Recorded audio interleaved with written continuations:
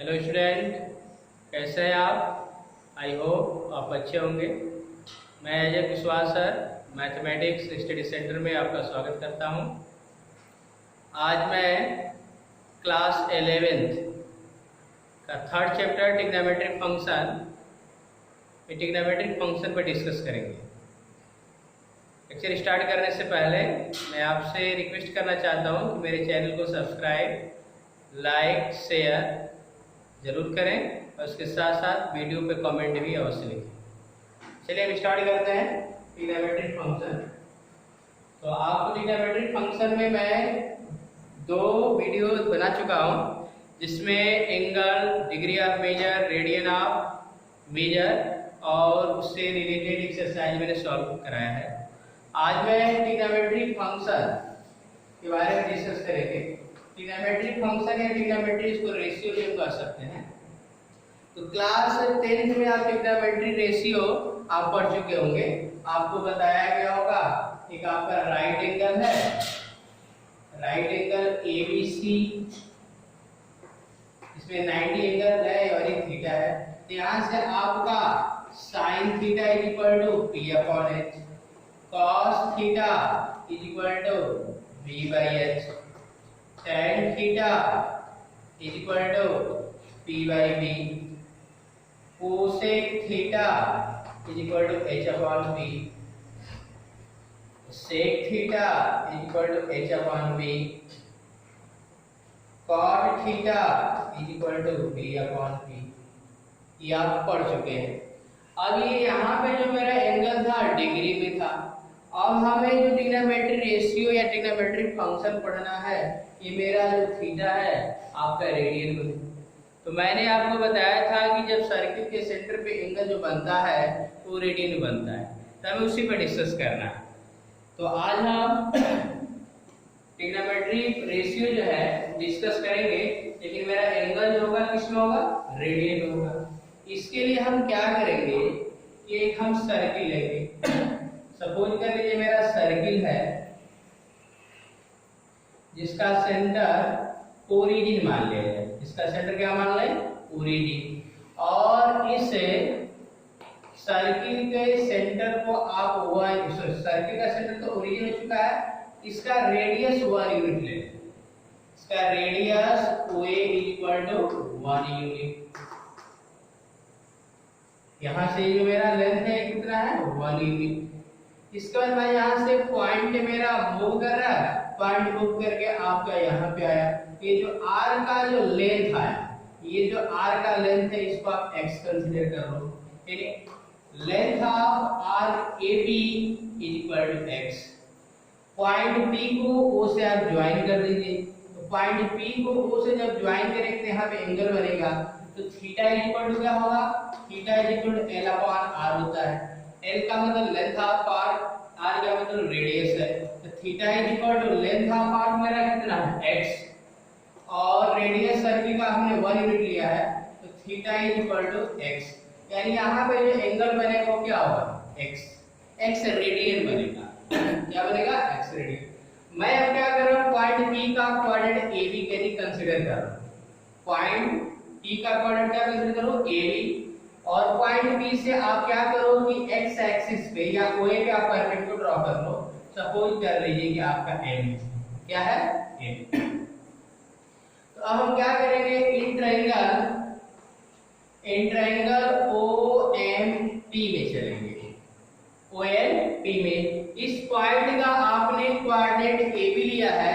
It means OM जो length होगा A और PM लेंथ कितना होगा? B।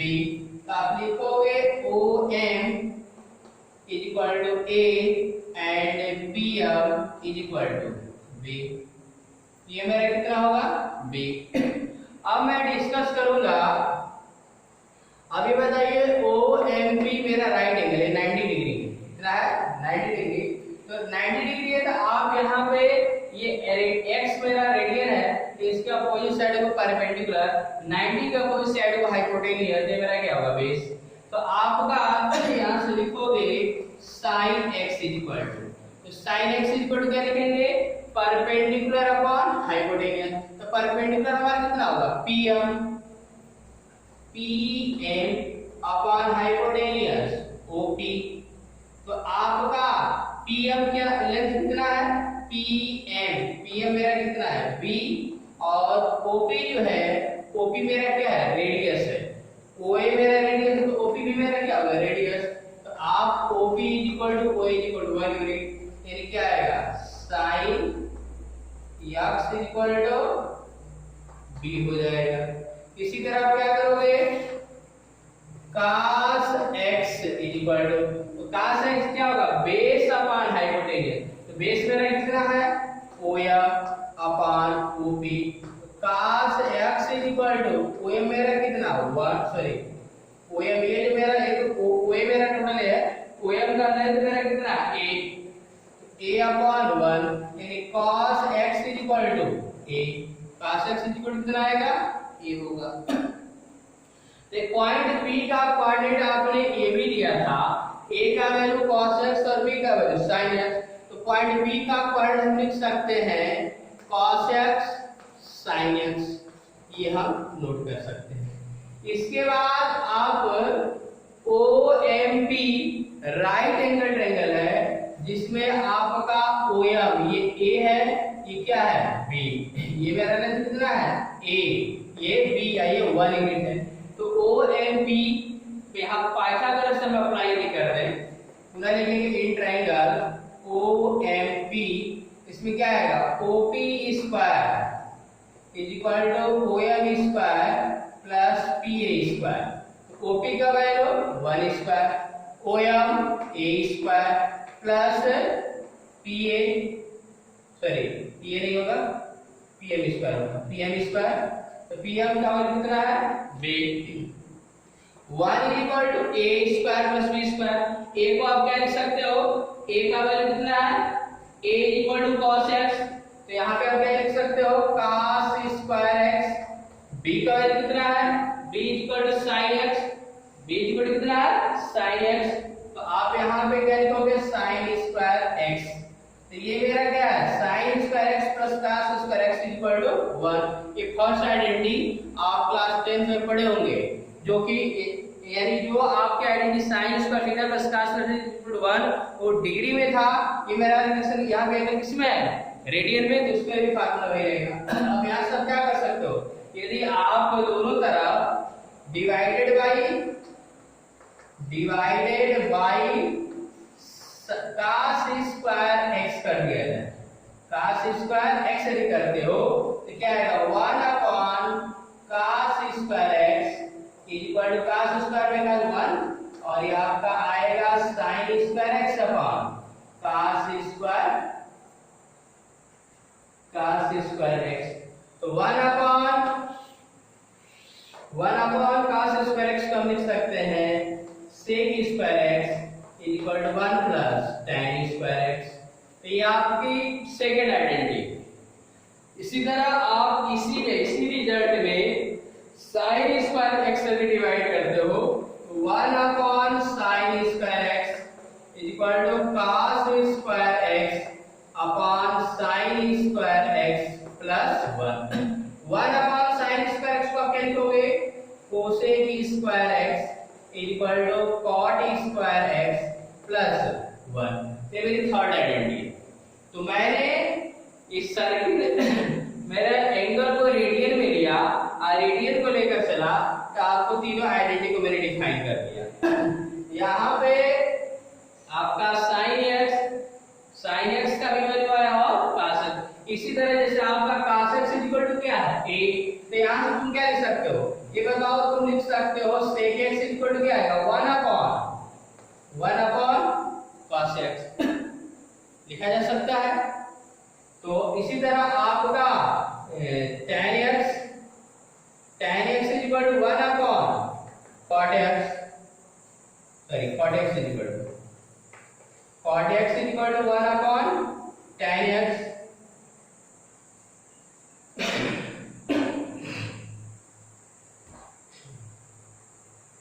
तो इस पर बाद में डिस्कस करेंगे, फिलहाल हम आगे चल रहे हैं।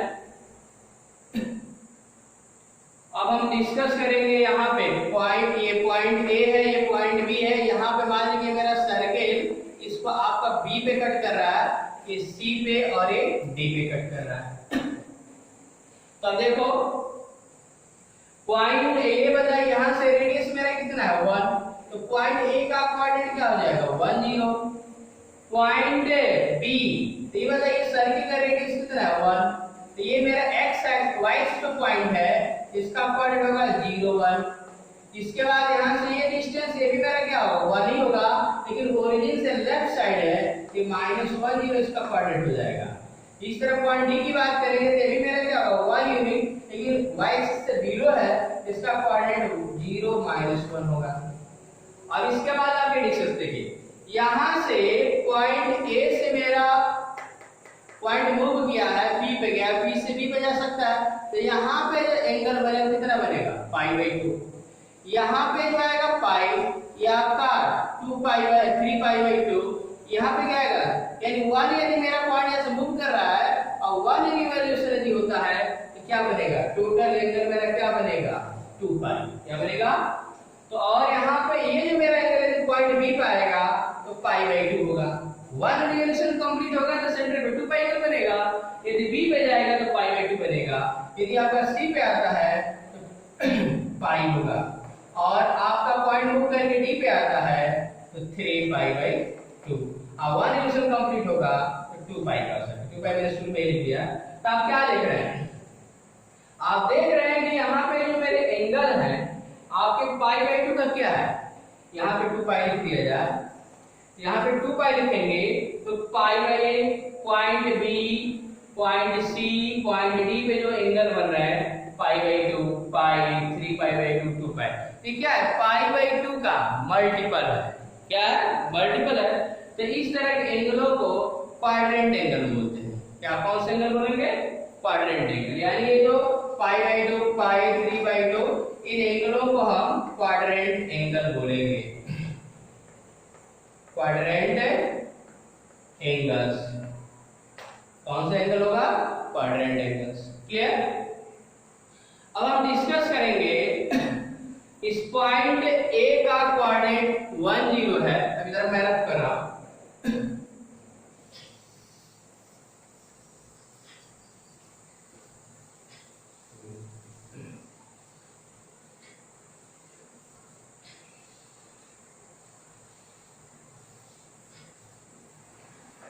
पॉइंट ए का कोऑर्डिनेट हमने क्या लिया 1 0। पहला हम इस पर पॉइंट बी का कोऑर्डिनेट ए बी है, इसको cos x और sin x ट्रिग्नोमेट्री में लिखा जा रहा है। तो इसी तरह बताओ इसका पॉइंट ए का कोऑर्डिनेट क्या है 1 0, तो इसका मतलब है cos x 1 और sin x 0। तो यहां से हम ये लिख सकते हैं पॉइंट ए का कोऑर्डिनेट 1 0, पॉइंट बी का कोऑर्डिनेट 0 1, पॉइंट सी का कोऑर्डिनेट -1 0, पॉइंट डी का कोऑर्डिनेट 0 -1। तो यहां से जब आप ये देख रहे हो कि पॉइंट ए का पॉइंट बी का कोऑर्डिनेट ए बी है और उसको ट्रिग्नोमेट्री में क्या लिखे cos x sin x। अभी x क्या है, तो x सर्किल के सेंटर पे एंगल बना हुआ है, यहां भी sin x है। अभी बताओ ये मेरा जो एंगल x है यदि 0 हो जाए, क्या हो जाए 0 होने का पॉइंट P A पर आ जाए, तो कहने का मतलब a मेरा 0 होगा। तो उसी तरह sin x sin cos x किसके इक्वल है a की, और जब मेरा पॉइंट P A पर आ जाएगा तो भी क्या होगा 0। तो हम यहां से ये कह सकते हैं कि cos x cos 0 कर दें, क्योंकि पॉइंट P मेरा a पर आ जाएगा तो एंगल मेरा x क्या होगा 0, तो cos 0 1 और sin 0 0, क्योंकि आपका यहाँ पे एंगल x बना है तो cos x, एंगल x बना है तो क्या है sin x। तो यहाँ पे जब मेरा पॉइंट यहाँ पे आ जाएगा तो cos x cos 0 1 और sin 0 0। अब एक पॉइंट मूव करके यदि यहाँ पे आ जाए तो क्या होगा, तो वहां पे क्या आएगा cos π/2। अब यहाँ पे मेरा एंगल कितना बनेगा, ये जो एंगल होगा ये π/2 होगा, कितना होगा π/2। तब बताओ यहाँ पे π/2 हो गया तो उस कंडीशन में cos कितना आ रहा है 0, तो cos π/2 0 sin π/2, ये जो वैल्यू है आपका sin बता रहा है, तो sin π/2 क्या होगा 1। इसी तरह C पर जब मेरा पॉइंट मूव करके आ जाएगा तो बताओ -1 0, इसका मतलब cos pi is equal to -1, sine pi is equal to 0। Point move करके करें यदि डी पे आता है तो क्या आएगा cos 2 pi by sorry 3 pi by 2 is equal to 0, sin 3 pi by 2 is equal to -1 और पुनः cos। अभी बताओ पॉइंट मेरा यदि मूव करके पुनः ए पर पहुंच जाए यानी वन रिवोल्यूशन यदि कंप्लीट होता है तो उस कंडीशन में क्या आएगा cos 2 pi is equal to 1, sin 2 pi is equal to 0, यही आएगा। यानी अब यहां से ये निष्कर्ष निकला कि मेरा वन रिवोल्यूशन यदि कंप्लीट हो गया, अब पुनः पॉइंट ए पर पहुंचा तो cos 2 पाई का वैल्यू 1, sin 2 पाई का वैल्यू 0, पूरा जब बी पर जाएगा तो पुनः वैल्यू वही मेरे क्या होंगे रोटेट होंगे। यहां से हम ये कह सकते हैं जनरल फार्मूला लिख सकते हैं कि sin 2n pi plus x। अब ये वन रिलेशन होने के बाद ये रोटेट दूसरा रिलेशन कंप्लीट होगा, एंगल x बन रहा है तो आपका वही वैल्यू आएगा यानी sin x ही आएगा। cos 2n pi plus x है तो इस कंडीशन में भी क्या आएगा cos x ही आएगा। क्लियर? इतना आपको समझ में आ गया होगा। आगे हम डिस्कस कर रहे हैं। अब यहाँ पे आप देखो cos 0 का मान क्या है 1 और cos पाई बाई 2 का मान क्या है 0 और sin 0 का मान क्या है 0। तो हम 0 पर डिस्कस करेंगे। cos sin 0 का मान, sin 0 का मान 0 आया है, sin 0 का मान 0 आया है, ठीक। आपका sin पाई का मान 0 आया, sin 2 पाई का मान 0 है। इसका मतलब sin 0 is equal to 0, sin 0 is equal to 0 किस कंडीशन में आएगा if x is equal to x जो मेरा एंगल है यहाँ पे 0 है, यहाँ पाई है, 2 पाई, क्या होगा पाई इसके बाद आपका एक मिनट, ठीक है, आपका पाई 2 पाई 3 पाई ये सब आएगा। यानी पाई का कोई भी मल्टीपल, यहाँ पे 0 भी आप लिख सकते हो, 0 पाई 2 पाई 3 पाई, यानी x का वैल्यू आपका पाई का कोई भी मल्टीपल है उस कंडीशन में sin का वैल्यू क्या आएगा 0। इसी तरह आप ले सकते हो, हम आगे डिस्कस करेंगे, आपका cos pi by 2 equal to 0। तो cos पाई बाई 2 का वैल्यू 0 था, 3 पाई बाई 2 का वैल्यू 0 था, तो यहाँ पे जो आएगा यहाँ पे लिखेंगे x is equal to pi by 2 3 pi by 2 5 pi by 2। यानी इस कंडीशन में cos pi by 2 equal to 0, तो उस कंडीशन में जो मेरा एंगल होगा जो रेडियन में पाई by 2 3 pi by 2 pi by 2, यानी यहाँ पे ऑड मल्टीपल होगा। क्या होगा ऑड मल्टीपल। ऑड मल्टीपल यदि पाई बाई 2 का आता है तो उसका वैल्यू क्या होगा 0 होगा। इसको हम जनरलाइज करें उसको देखिए। अब यहां से हम ये लिख सकते हैं कि cos sin x is equal to 0, sin x is equal to 0 if x is equal to n pi where n is any integer यानी